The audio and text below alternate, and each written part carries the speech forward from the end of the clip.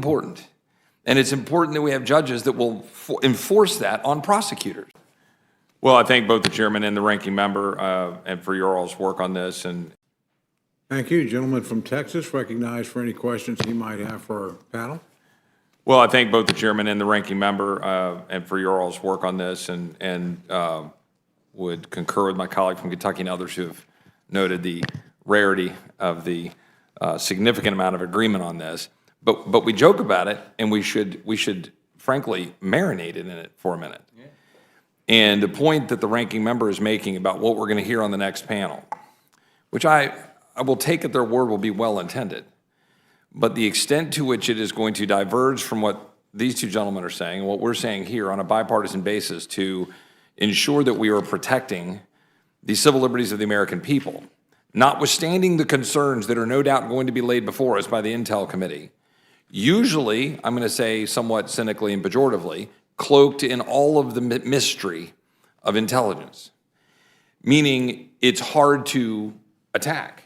It's designed with a cloak very purposely to make it difficult to attack, because we're trying to speak in very real terms about the civil liberties of the American people, things that we are very familiar with. I, as a former federal prosecutor, for example, have had to deal with these in real time, right? And had two different cases in which I had different events occur where I was arguing to get evidence in and was successful and it was the right thing and I had to go to court, but it took a lot of work to get the evidence in, to demonstrate and prove that it was properly obtained. And I believe it was good, and we put that bad guy in jail. There was another guy, I had a phone, and the cop had taken the information off the phone. We had all these pictures, all this great evidence. I mean, extraordinary evidence of guns and drugs and gang activity, but he didn't get a warrant. The phone was it was incidental. They grabbed it when there'd been a stop, and we didn't have a right to look at the phone, so we couldn't use it. It was horrible for me from the standpoint of I had this great evidence. I wanted to go after this very, very bad guy, but I couldn't do it. That's important. It's really important. And it's important that we have judges that will enforce that on prosecutors, because left to their own devices, law enforcement, lawyers who want to go get a bad guy, they're going to go do that. And 9 times out of 10, it might be well-intended. Or maybe it's 8, maybe it's 7, I don't know. But the fact is, we can't give up the protections in order to seek, as our friend Mr. Armstrong said in a meeting this morning, I'm going to quote him because he's not here, I shouldn't have said that, but colleague, pointed out, and notably, the extent to which it is obviously beneficial for us to have all of the information we could possibly have on everybody at any given moment in order to go pursue evil or bad actors. It'd be great, right? You can't just run around, as I think he pointed out, with dog sniffers running up to every single house to see if you can find drugs. Right? This would turn our entire system on its head. And yet, that's what our intel community brothers and sisters want us to do. And that's wrong. And it's wrong no matter what that means, frankly. Yes, we need a balance here. All of us look at this with the seriousness and the resolve of trying to strike balance. But I would just ask now that both of the gentlemen, that there's a long laundry list of things that are included in the underlying bill. Let me back up for a minute.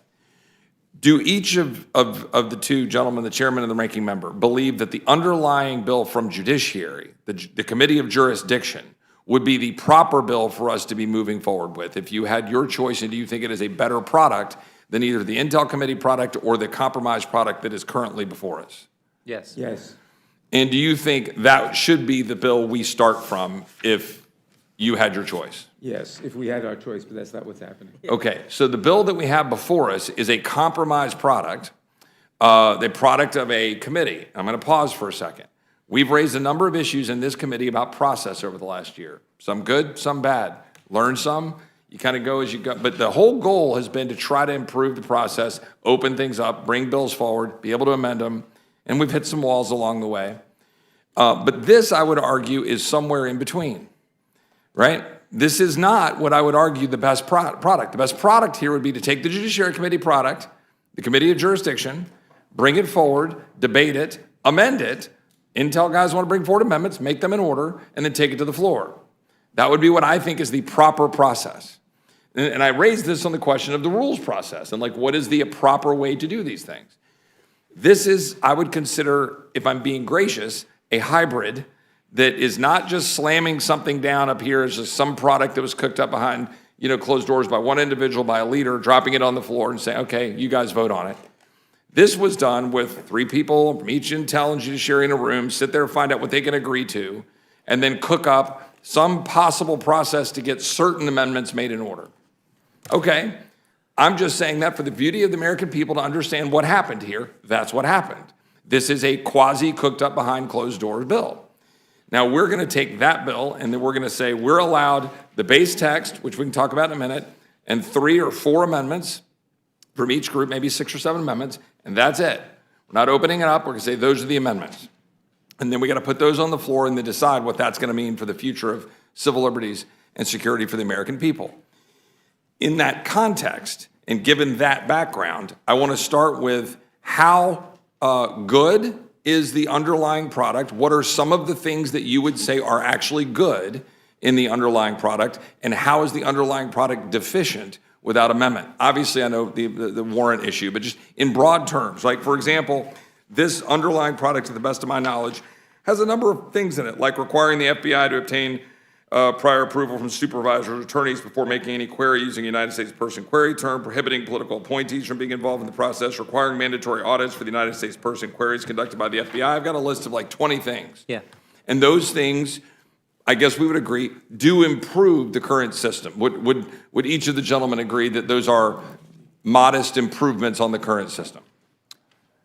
I would say yes, and We'll get to the comma, however, but yeah. yeah, no, but I would just say yes, and I mean, I can do this later, but I just view the whole thing as, while it's not the process that I think some of us would prefer, I still see the glass as half full. Right. Because we are going to, I believe that this committee makes an order, and I think this committee is going to make an order, the Warren Amendment and the other 2 that we think are so critical.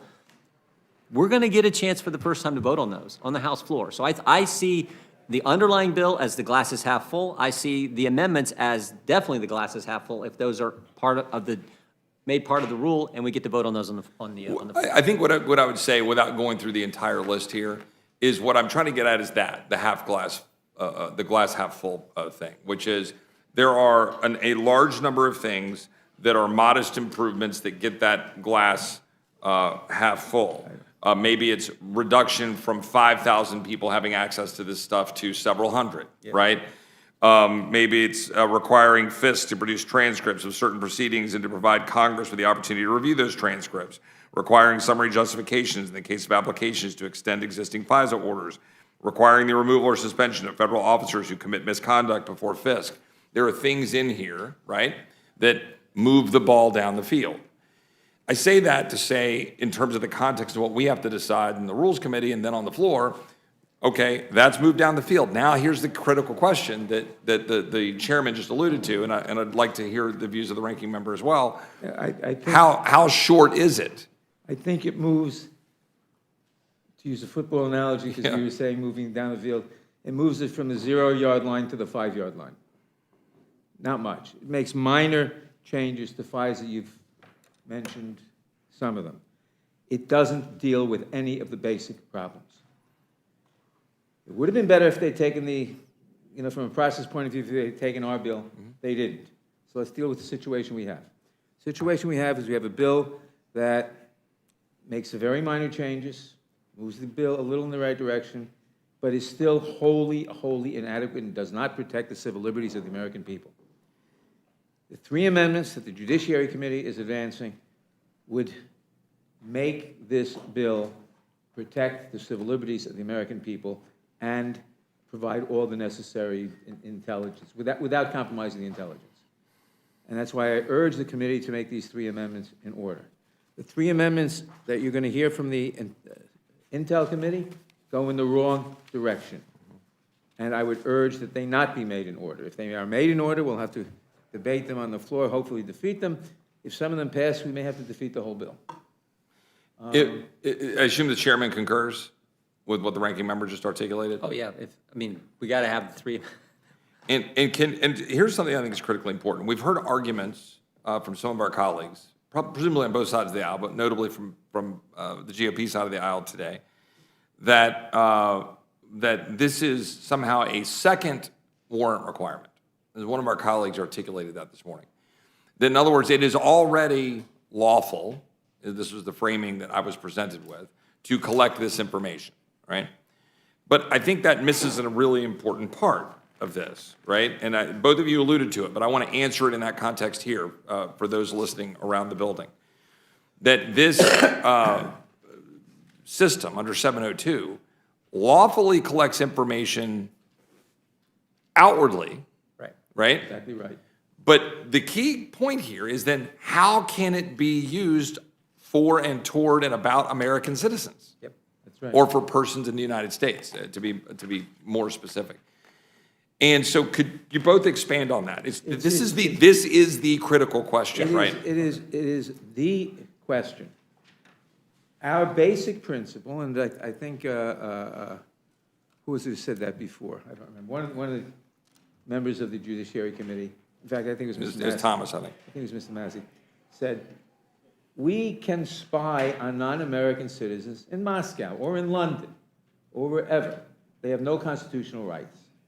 An American citizen, or for that matter, someone visiting the United States, has constitutional rights. 702 is designed to enable us to collect information about foreigners elsewhere. Inevitably, in collecting that information, you're going to get information about Americans, because Americans make phone calls overseas, whatever. You shouldn't be able to use that information without the standard way you use information for any purpose, which is to say with a warrant. So we provided the warrant requirement, which is fundamental, and we provided 3 exceptions to the warrant requirement to make it workable: the emergency, the consent, and the cybersecurity. We've put in the data broker thing just so you can't. Bad guy. But I couldn't do it. That's important. It's really, I will take it their word will be well intended, but the extent to which it is going to activity. But he didn't get a warrant. The phone was it was incidental. He grabbed it when the rarity of the significant amount of agreement on this. But we joked. It was horrible for me from the standpoint of I had this great evidence. I wanted to go after this very, very bad.